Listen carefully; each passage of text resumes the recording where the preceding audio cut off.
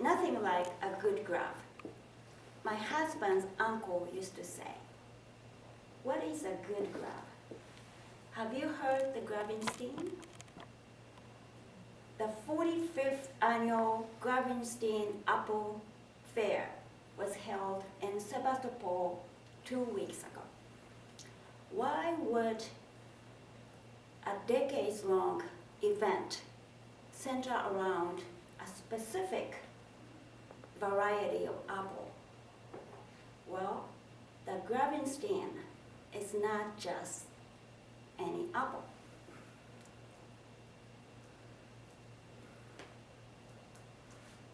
The Gravenstein has a formidable past and once formed an entire Sonoma County industry unto itself, which is too big a scope for today. Instead, I will introduce the Gravenstein apple, the grapes, as they are affectionately called, to you, talking about how they look like, how they taste like, and brief history and production. Here they are.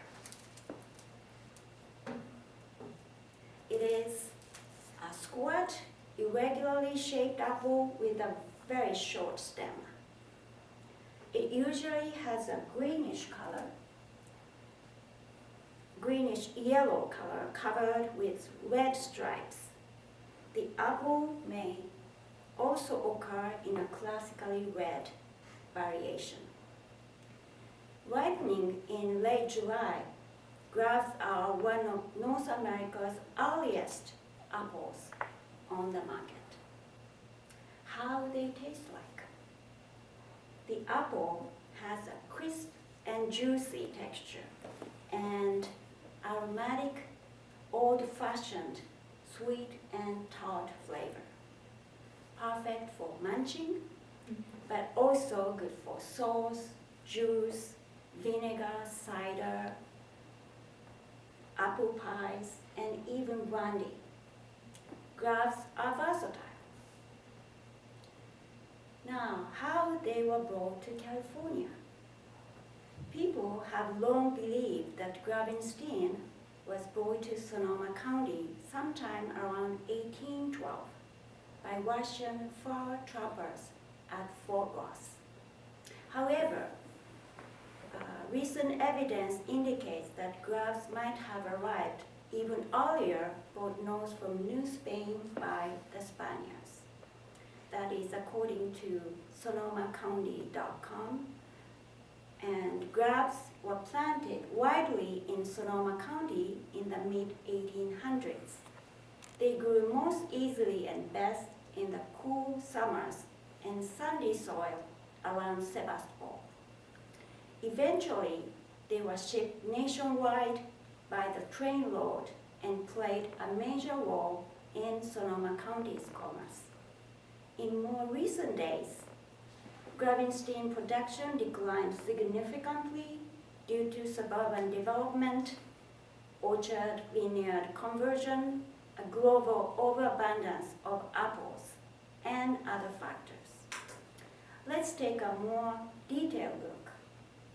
Steve Dutton, president of Sonoma County Farm Bureau, wrote about the Gravenstein apple in 2017.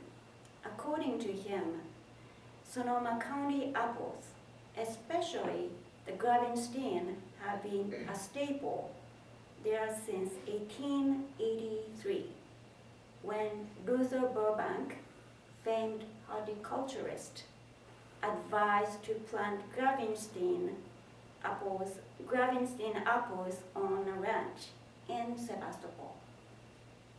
With that, the commercial apple industry was born. And at the beginning of World War II in 1940, Sebastopol had its high point of 13,900 acres of apples, with 70% of acres planted in Gravenstein. By 1950, the apple acreage was in decline, fast forward to 2015, there were only 2,230 acres left of Sonoma County apples with 700 in Gravenstein. Many people believe that the wine grapes pushed out the apples in Sonoma County. In reality, according to Steve Dutton, apples became a worldwide commodity in the early 1980s. With that, the price per ton became so low that growing apples became economically unviable.